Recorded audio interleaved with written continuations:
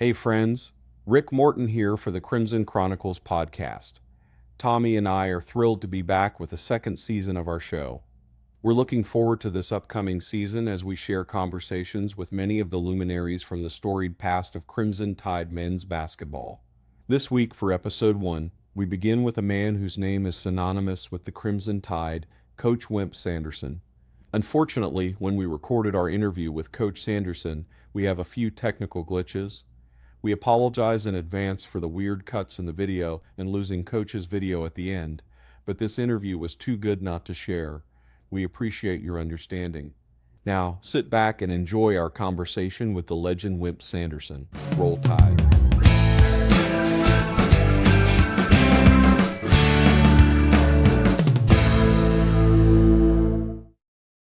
Hey, everybody, welcome back to the Crimson Chronicles Podcast. I'm Rick Morton, and we are beginning a new year of the Crimson Chronicles Podcast, new season. We're in season 2. Tommy, we made it all the way through season 1, 20 episodes focused on mostly on football. And so we're going to kick this season off with a bang as we start talking about Crimson Tide basketball and get into the history and just a lot of the great tradition that comes along with being part of Crimson Tide. Tommy, how you doing this evening? I'm great, Rick. It was a fun season, and I'm looking forward to talking a lot of basketball during the winter and the spring. I'll tell you, we had a lot of luminaries on the first season of the podcast and just a lot of folks that are household names to Bama fans. And so we're going to get this season started, season 2. We're starting with probably the greatest household name in Alabama basketball history. We're pretty excited about what we get to do tonight. So, Tommy, why don't you introduce our guest and get us rolling? I'd love to. Of course, our guest tonight is Wimp Sanderson. Wimp was born in Florence, attended Coffee High School, graduated from Florence State College, which is now the University of North Alabama. From 1960 and 61 season, he was a GA under Hayden Riley at the University of Alabama. And then the next year, was promoted to full-time assistant coach for under Hayden Riley. And then in probably 68, became assistant coach under the new head coach, C.M. Newton. And then in 1980 was hired by Coach Bryant as head basketball coach at the university and was for 12 seasons. His record at Alabama, 267 and 119, 132 and 82 in the SEC. He had 10 NCAA appearances, 6 Sweet 16s, 1 NIT, 9 SEC tournament finals, and won 5 of them in 82, 87, 89, 90, and 91. He was named SEC Coach of the Decade for the 1980s by the Lexington Herald Leader. He was the 1987, 89, and 90 SEC Coach of the Year. He was 1987 National Coach of the Year, and in 1990, he was inducted into the Alabama Sports Hall of Fame. Coach, it's great to see you. I may blow this program completely out after all that I've done. So you may be, after all those accolades you gave me, I may blow this booger bear sky high. Oh, come on then. All right. We're counting on it, actually, Coach. Yeah, That's what we want. Yeah, well, yeah, we're trying to get our ratings up. you're So, probably going to get it up a little bit. If you hear Wimp, hang up. we're just glad all the technology worked out that you're on the air with us here.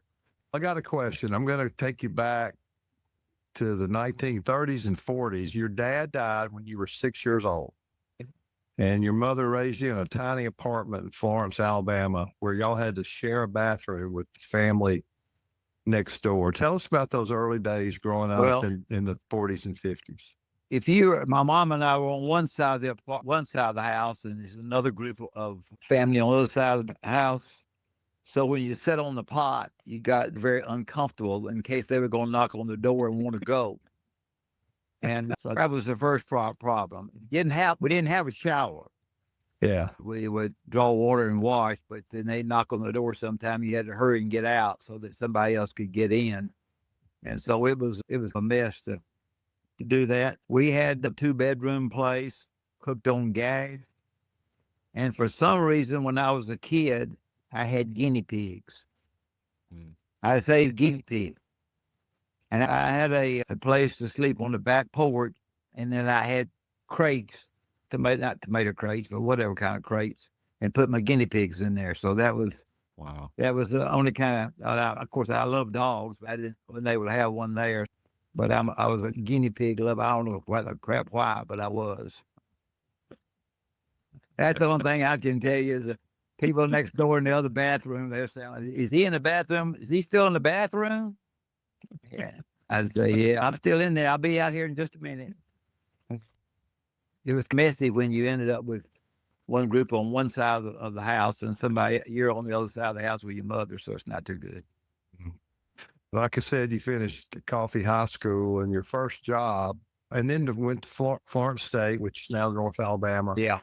And you played basketball there. And your first job out of Florence State in 1959-60 was at Carbon Hill High School. Why only 1 year in the high school ranks? I got an opportunity. You guys will remember Cotton Clark played at Carbon Hill. And, Yeah. Cotton had graduated the year before I got there. And I had an opportunity to come down to Coach Riley called me and said, we can't pay much money, but we got an opening for a GA. And I might could get in at a job if you'd be interested in coming down here. So I just put that, hey, get this one, that 55 Studebaker I had, black, the president, that booger bear looked good. Yeah, it was a big time Studebaker. There wasn't no cheap Studebaker. It was the president. So I drove down there, and they were going to get me go to college, go to school, and they were going to pay me $175 a month. And they were going, isn't that unbelievable? There wasn't many people that would take that job. I know a guy that was offered the same thing at Auburn. He didn't take it. But so anyway, they got in at a job at Pritchard Moore. Pritchard Moore is a big insurance and real estate company there in Tuscaloosa. So she got a job there. I just had one child. And they put us in some barracks. And if you walk out the side of Coleman Coliseum today and walk all the way across the parking lot towards the law school, that is where I lived in barracks. Wow. And it was so cotton picking hot. Good grief, it was hot. And I had an air conditioner. And I wanted to hook it up because it's so hot. So I can't screw in a light bulb. But so I got back there on that thing, and I was working on that. I worked on that thing, and I got people around that come and help me. And I got it fixed, and I was so excited. Guess what? It was only wired for 220. I said, can't you? I've been working on this thing for 5 days. And the booger bear is only working on the 220, not at 110. So then I had to go and put I can't remember. I put something in the newspaper or the student newspaper and sold it, and finally got me one because those barracks, they're hot as they can be. And so that's where I lived, and it was okay. I went to school and got a degree. I guess I got a degree.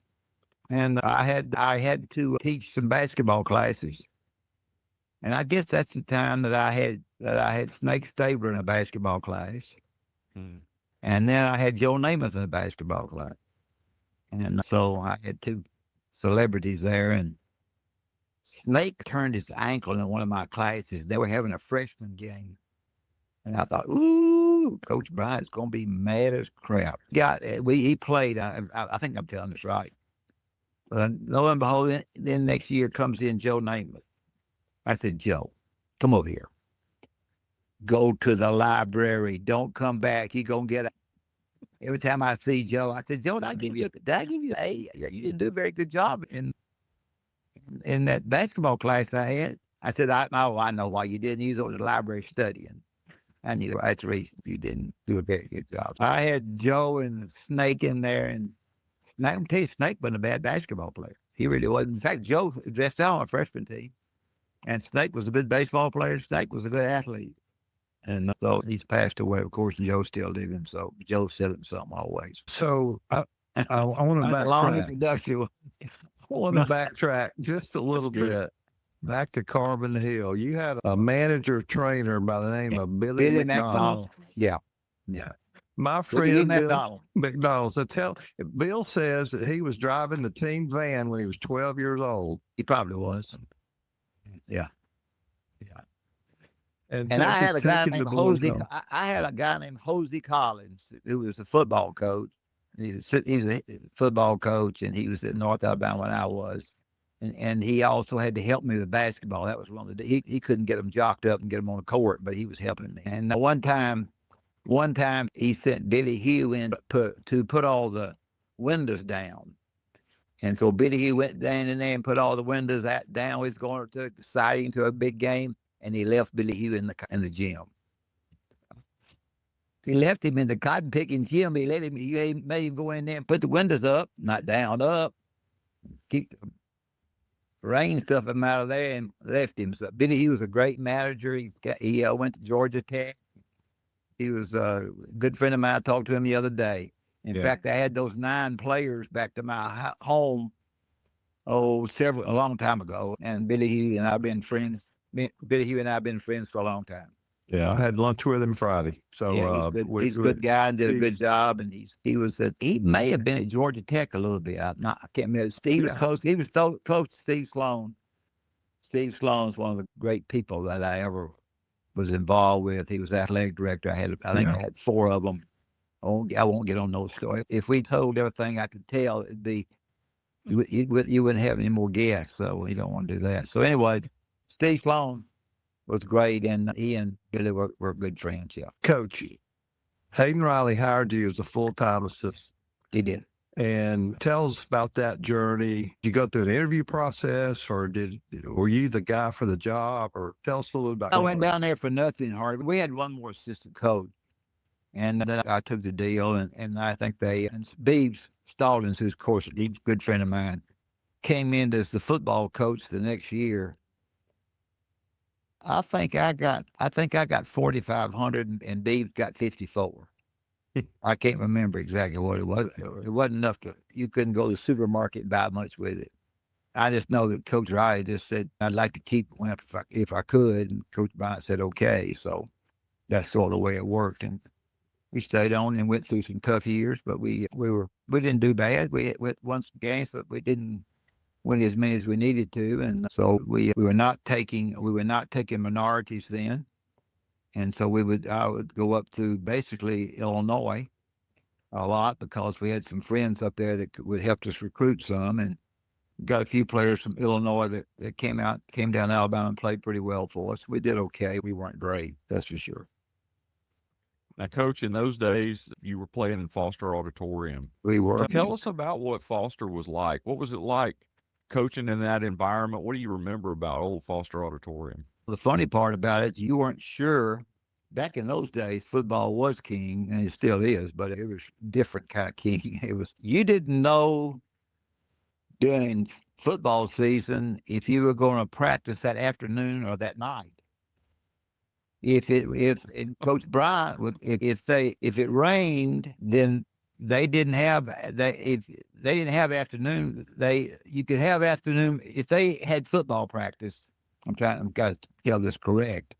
Anytime they had football practice, they would call us and tell that they were going to practice at night or in the afternoon.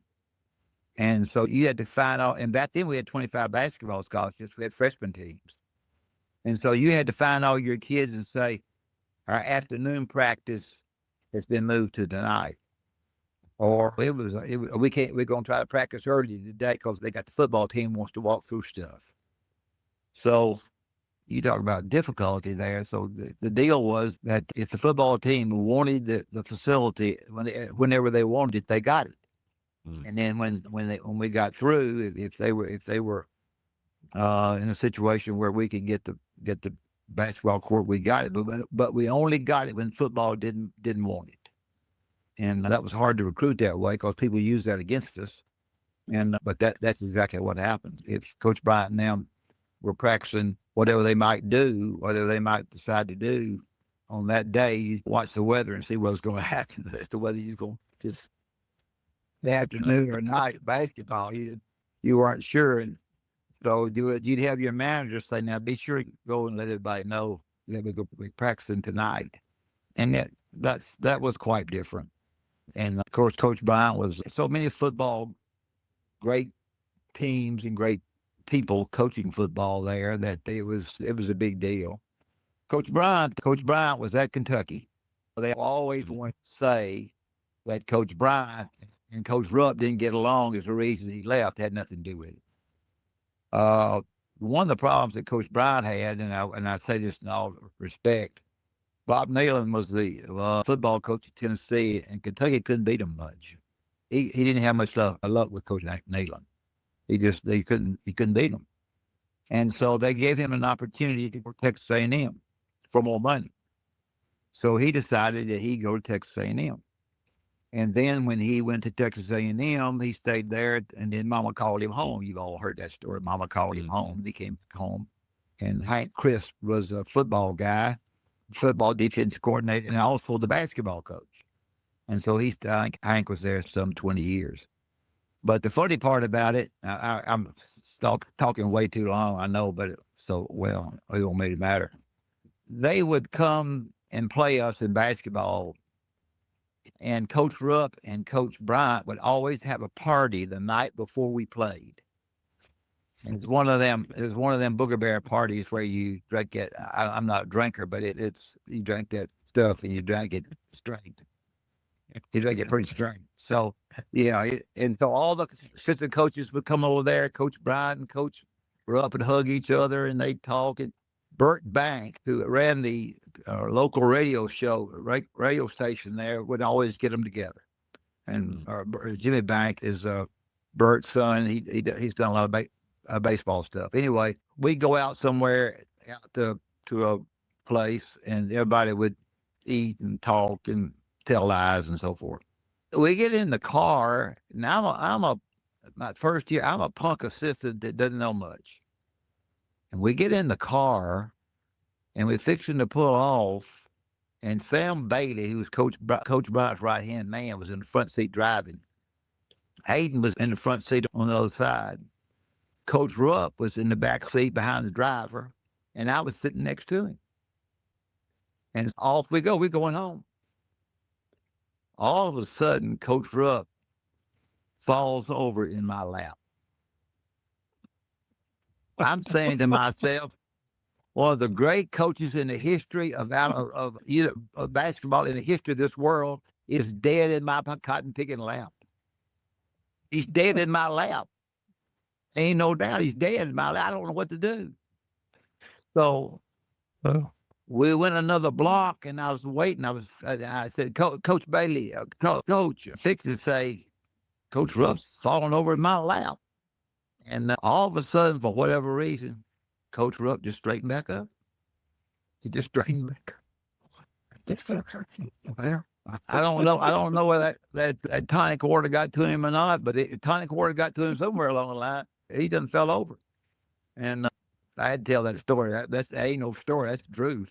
And but I don't know. That's the early part of when I was GA and just trying to hang on there, because I didn't know how long I was going to stay after I got the full time. You never know how long you're going to stay. So it was interesting. Coach, what was it like when you got the opportunity to open up Coleman Coliseum, Memorial Coliseum? Was that an exciting time? Yeah, I think it was. I think, did we open up with Samford? I think we did. Yes, I think sir. we opened up with Samford. That's been a long time ago. Yeah. We opened up with Samford, and until this day, that I know they talk about the Coleman Coliseum has a lot of memories for me because I was there all my life. And but we did, and I don't remember the crowd that we had there. I can't recall it. And we had some great games through that year and through CM's year, and we had some great games there too. It was interesting, but they built it, and I'll tell you, they did a good job with it. They really did. Some people are always saying it's too far from the court. Auburn's got, the fans are closer. They got more home court advantage, and they do. But back years ago now, that thing was 14-8. I believe it's 14-8. And that was back when our basketball programs weren't that hot. And they were able to really build, I thought, a very nice arena. And all the things around it weren't that great. The dressing rooms and all were just like they were everywhere, but it was nice and people wanted to come and see it. And so that was good. But playing Samford, I think, was a good night for us. We did get some good games. Coach, in Coach Newton's second season as an assistant coach, you witnessed Pete Maravich's 69 points against us on February 7th, 1970. We won the game 106 to 104. Yeah. Pete made 26 of 57 field goals and was 17 for 21 from the line. No shot clock or 3-point shot then. Yeah. What are your recollections? I just told everybody. I just told everybody for that particular game, I was not in charge of the defense. Be sure I was not. I didn't. Coach took me off the defense for that game. I don't know why he did it, but he did. Yeah. But Pete, there was sloppy socks, and he was a great player, a great passer. Shot it a lot. He should have shot a lot. He's good enough to shoot it a lot, and he made a lot of shots, and he was some player.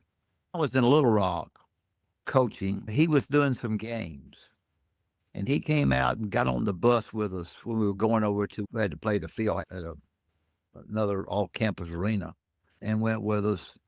And I had a good visit with him then. His daddy, of course, was his coach.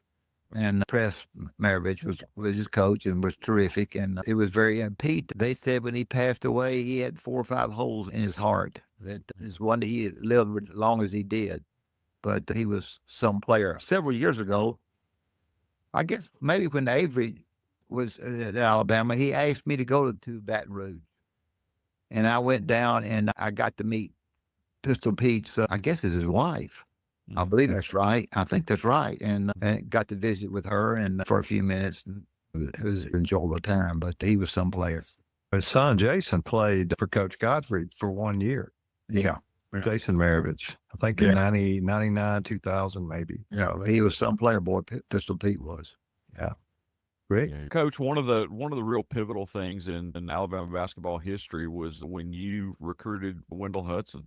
The first black player to the University of Alabama, changed the trajectory of the program. Tell us about your recruitment of Wendell and just your recollections of that historic event. I'll give Coach Newton credit for that one. I won't give him credit for many of them, but I'll give him credit for that one to some degree. Who was a running back that Pat Dye recruited from Ozark, Alabama? Wilbur Jackson. Wilbur Jackson was being recruited, and Wendell was being recruited, and Wendell was a really good player. And so Coach Newton went in and asked, when he was interviewed, you have to remember now that Frank Rose was the president of the University of Alabama, and Frank Rose was Coach Newton's president at Transylvania College. Right. That's how that all started. And Frank Rose was in Lexington, Kentucky, as the president of Transylvania when Coach Bryant was the football coach at Kentucky. So all those three things, people don't know that all 3 of those things tied in together. And when he went down and talked to Coach about trying to start recruiting some minority players, we started looking at minority kids. And we did, and there's a couple of stories I won't try to tell them because one of them has passed away, and I can't. Names have gone blank for me. But we started trying to recruit some minority kids, and Wendell certainly was a very good player at Parker, and Cap Brown was his coach, and we worked real hard. I don't get the credit for. I don't want credit anyway, but I didn't. We all worked together on it. I would say that because CM went to Coach Bryant and said we need to get the minorities. But he also said that in the interview process. Down the line, if we were to get together, would I be able to recruit some minorities? That was the question he asked Coach Bryant when he was being talked to about the job. And undoubtedly, Coach Bryant said yes. And so I did say yes. That's what happened there. And Wendell was a great player and came in and did a great job for us and was the kind of person that you're looking for, and he went through the perils, if you want to call them that. We had Paul Bryant athletic dorm, and that was a big help, and that kind of kept everything together. But Wendell, he did a great job. We didn't have any problem going to Mississippi, in particular, any places like that. There's always something that came up a little bit, but nothing big. And Wendell turned out to be very good, and so from that process, we started tried to recruit, and I even went a lot further with it when I got the job, the very best players in the state. And we had a lot of great players in the state. Their names are on what you sent me, and I can tell you a little bit about. We don't have time, but I can tell you a little bit about every kid that came out of there. But Wendell was a very good player, and Leon Douglas was from Leeton, Alabama. He was a guy that was very good. And he, back then, you had a national letter and you had a conference letter. We had Leon to where he had signed the conference letter, but we couldn't get the Booger Bear to sign the conference letter, the national letter. And we just, and then people were coming down there and they were playing pool with him and going fishing with his mama and all that jazz moraz at Leeton, Alabama. And we weren't making much progress. I probably never told this, but I was behind the scenes. Him and them stood around too much, suit me recruiting. I didn't like all that. They stood around looking at each other, suit me. I didn't. And so I had a buddy of mine that ran a car dealership in Tuscaloosa, and I said, Norman, we got to do something with Leon's brother. I said, we need to go up there and see him. So we go up there and see him, and Leon's brother said, I want to buy a car at cost. And I said, I think we can arrange that. Cost? Yeah, we can arrange that. So that didn't get Leon, and Leon probably don't even know this. I don't know why I told you, but we got him a car at cost. And of course, we got Leon. He's a terrific player for us. And then we started, I know the list of people that you from Charles, Cleveland, and so many players in the state of Alabama, and you really had to work hard on them because there's a list. I don't have the list in front of me that y'all have, but there were a lot of great players in that list. And then there was another list, the Bobby Lee Hurts and Enos Watley's when I got the job, that were just as good as the ones above them. We had Reginald King. I got Reginald King, where I had to work really hard to get him, but he was a great player for us. I never do. As I've told y'all, I don't ever try to compare players. I never have liked to do that. I just don't. They're all good players, some better than others, but I'm not going to say one was better than the other. But we had some good players in the state of Alabama. I felt like the more kids we could get from in the state of Alabama, the better our attendance would be. That people would come out because they'd seen them play in high school. I also felt like that we had a better chance to beat Auburn if we recruited kids in the state of Alabama because they knew what it meant to beat them. So that's what I did. And I worked long and hard on a lot of players over the years that I did that for the other people before I got the job in 1980. Coach, I entered as a freshman in 74 and was there through 78. And my favorite memories of the University of Alabama were not so much the football games on Saturdays, but the basketball games.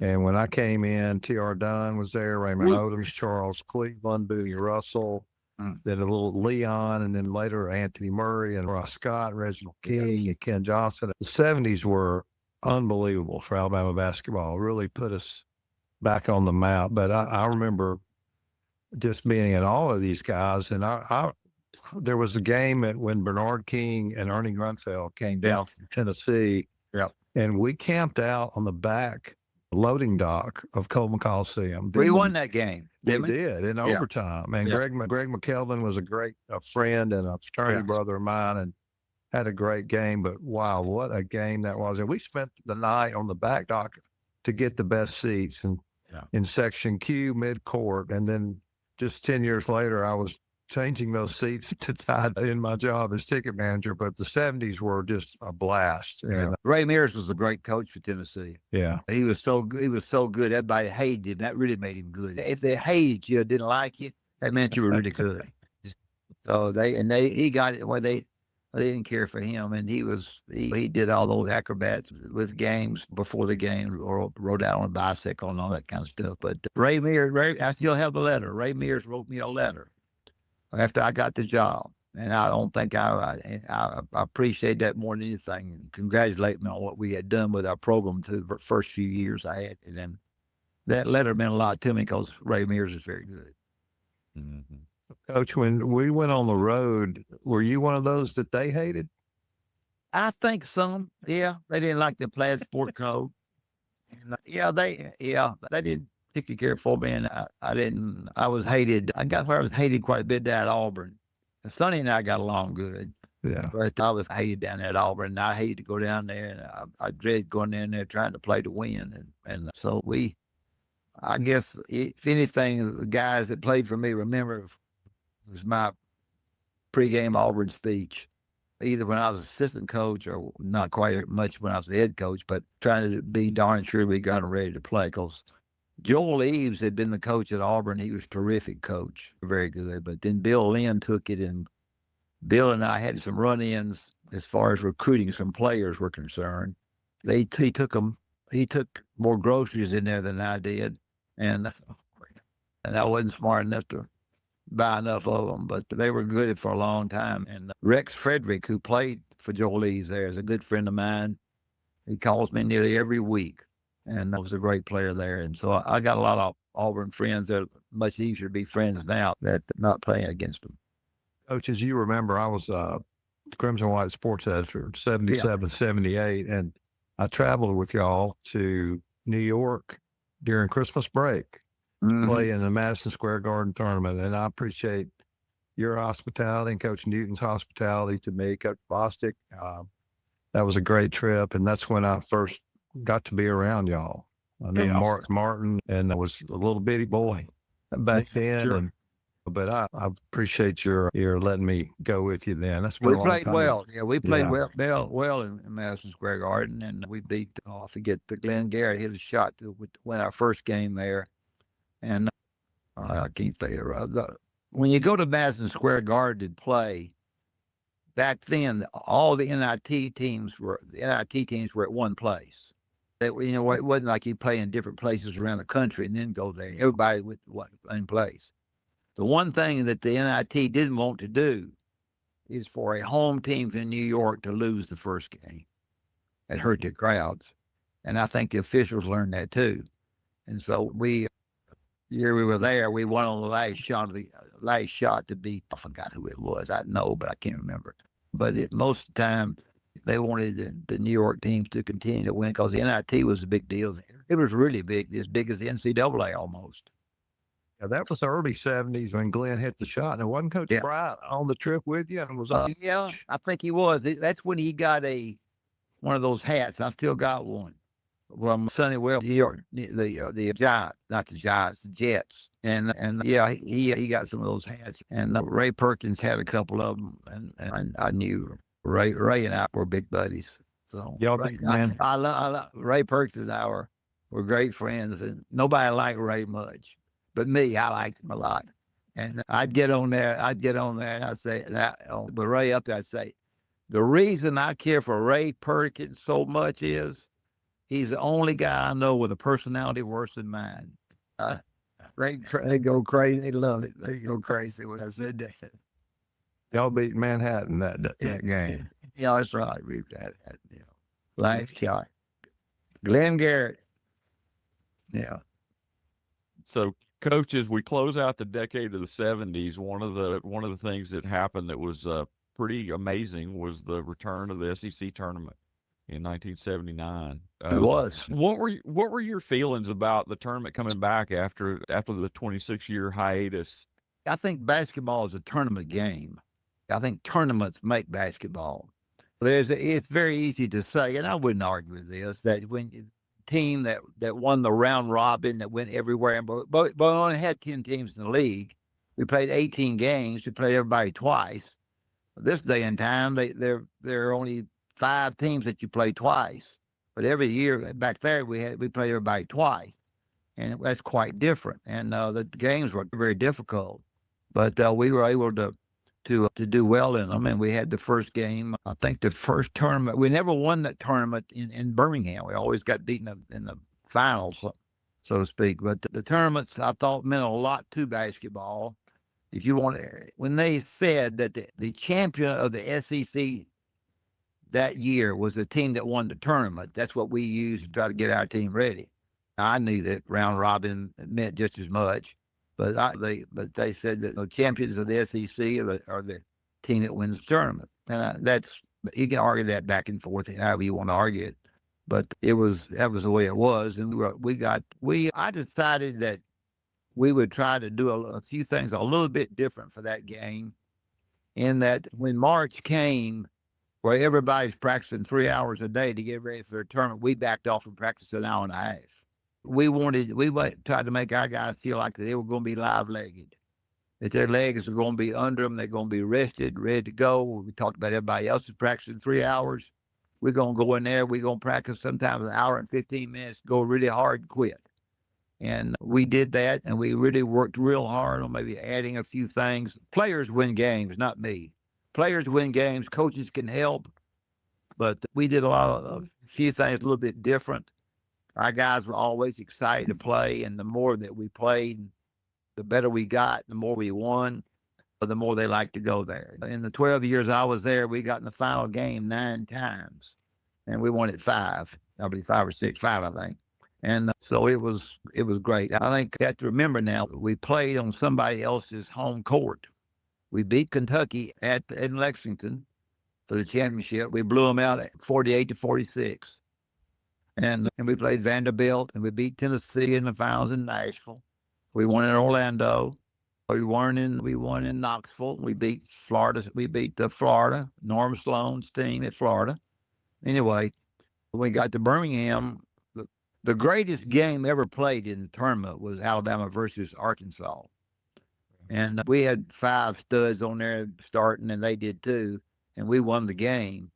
But it cost us the next day against Kentucky, we were dead at the end of the first half. We weren't worth killing. But I think that was the greatest game ever as far as just pro players playing that game. So that's when you felt James Robinson was going to shoot the last shot, and he threw it to Elliot Washington, and Elliot from the corner. Yeah. We ended up, Hollywood wouldn't throw it to his mother. She was open. And broke the huddle. Broke the huddle and did awfully well and got the ball to James, and he drove it down through there and threw it over at Elliot Washington. He shot it and made it. The game was over. Incredible. Coach, we're incredibly thankful to have had the opportunity to talk to you. Fun. I appreciate it. I enjoyed it. Enjoyed being on there. A lot of things that happened at Alabama basketball. People don't realize this is the winningest program outside of Kentucky in the league. When I first went there, Tulane was in our Georgia Tech was in there.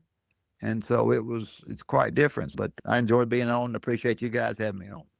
Well, Coach, because we got a whole lot more to talk about, because there's a whole lot more to your career than what we've been able to touch on tonight.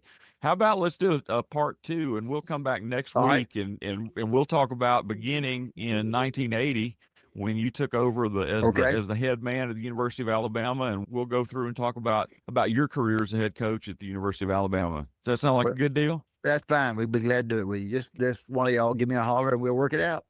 All right, Coach. Hey, the way we end up every episode is we just want to end with telling folks a big hearty Roll Tide. So could you join us in giving a Roll Tide? Certainly, Roll Tide I'm not great at hollering, but it Roll Tide.